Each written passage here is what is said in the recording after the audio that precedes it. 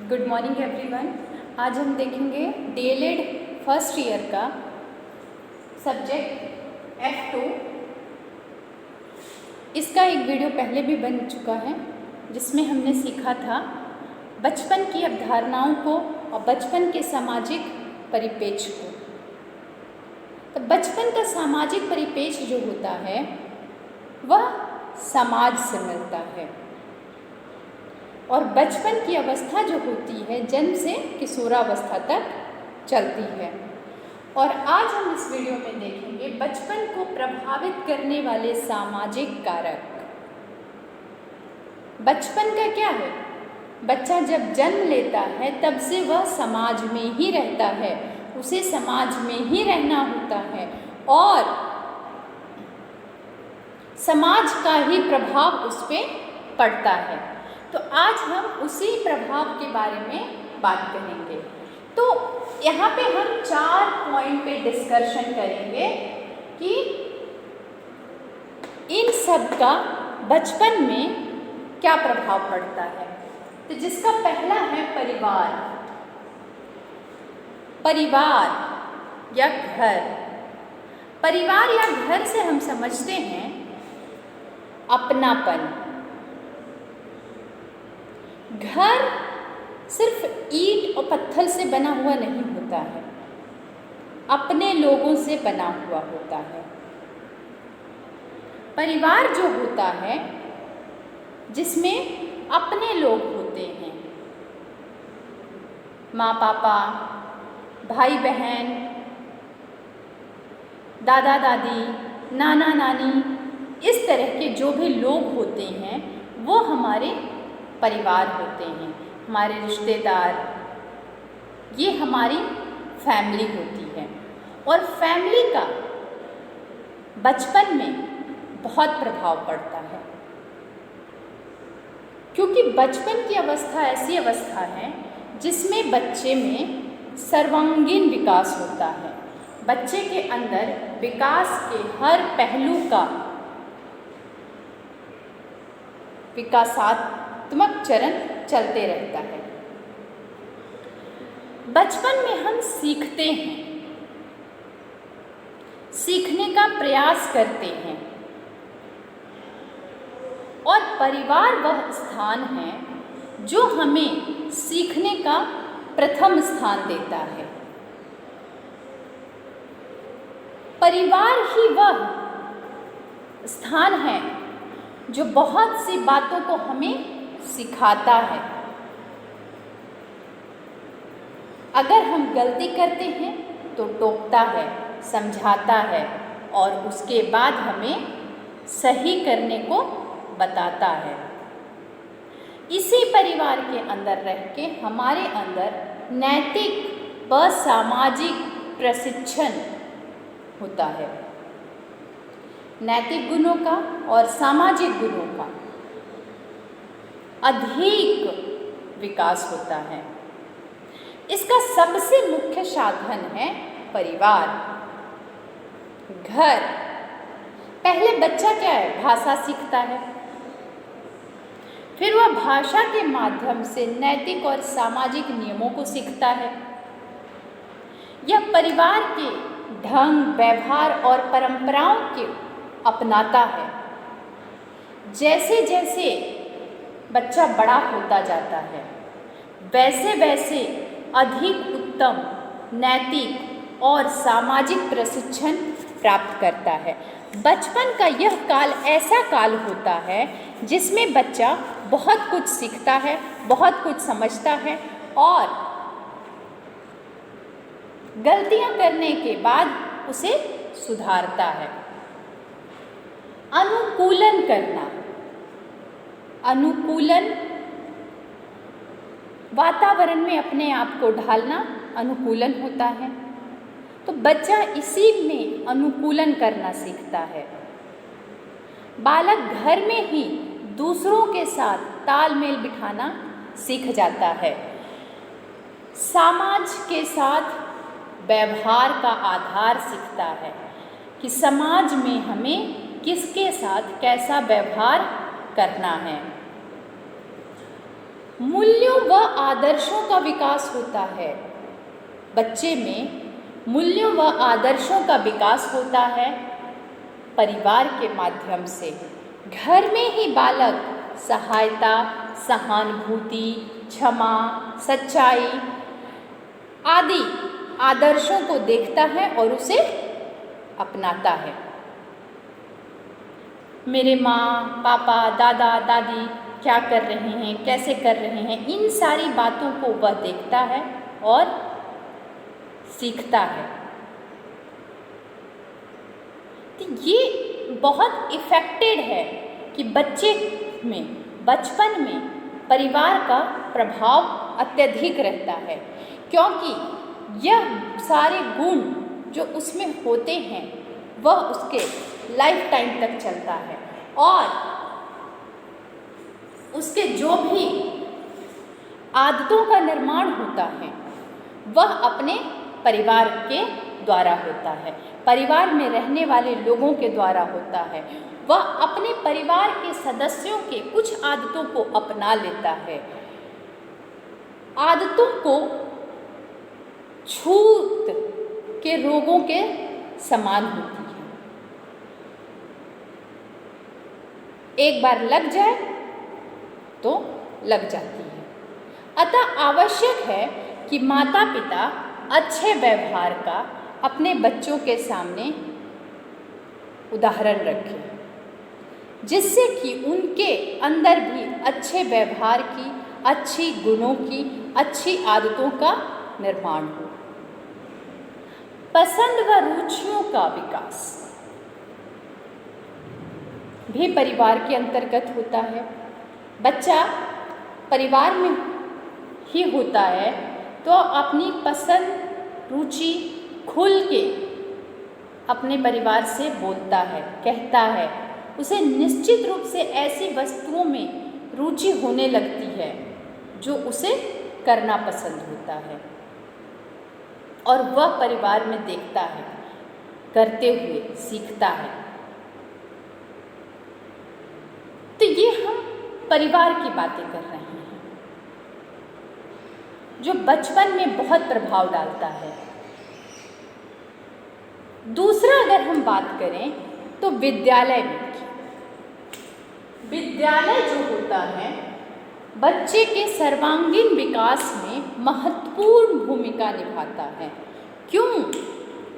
क्योंकि बच्चा जब पढ़ने योग्य हो जाता है, कुछ सीखने योग्य हो जाता है, कुछ समझने योग्य हो जाता है, तो उसे विद्यालय में दाखिला दिला दिया जाता है, उसका एडमिशन करवा दिया जाता है। छोटे छोटे बच्चों को देखते हैं कि प्राइमरी स्कूल में, प्ले स्कूल में एडमिशन दिला दिया जाता है। क्यों? ताकि बच्चा कुछ सीखे, ना कुछ सही तो खेलना बैठना ही सीख जाए। प्ले स्कूल किस लिए भेजते हैं? खेलने के लिए, बैठने के लिए, बोलने के लिए। तो विद्यालय बच्चे के जीवन का और सामाजिक चरण का प्रमुख भाग होता है। विद्यालय में जाके ही बच्चा समाज के साथ घुलना मिलना, उठना बैठना, एक दूसरे से अपने हाव भाव को प्रकट करना, एक दूसरे की सहायता करना को सीखता है। विद्यालय में देखते हैं कि एक कक्षा में तरह तरह के विद्यार्थी होते हैं, अलग अलग सोच वाले, अलग अलग कास्ट वाले, अलग अलग परिवार से बिलोंग करने वाले, परंतु उनके शिक्षक सेम होते हैं पर स्टूडेंट अलग अलग होते हैं। और सारे विद्यार्थियों को एक दूसरे से अपने आप को घुलना मिलना होता है, अपने आप को घुलाना मिलाना होता है, एक दूसरे को समझना होता है, एक दूसरे के बारे में जानना होता है, और तब जाके वो कक्षा में सही साबित होते हैं। अगर कोई बच्चा विद्यालय जाता है, अपने कक्षा के साथ घुलता मिलता नहीं है, यानी कि उसका सामाजिक विकास नहीं हो रहा है, अगर वो एकांत में बैठा है, तो इसका तात्पर्य होता है कि बच्चा जो है वो अपनी दुनिया में मग्न है, समाज से उसे कोई लेना देना नहीं।